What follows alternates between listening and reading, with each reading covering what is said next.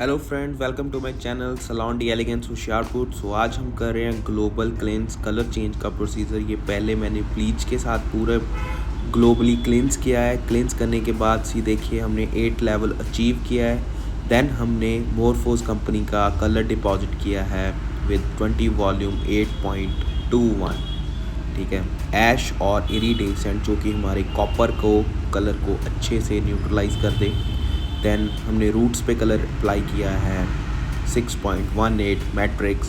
Bleach जो हमने की थी, ब्लीच हमने विद 30 वॉल्यूम के साथ की है 1:2 रेशो के साथ। एंड देन आप देख सकते हैं पूरा रिज़ल्ट।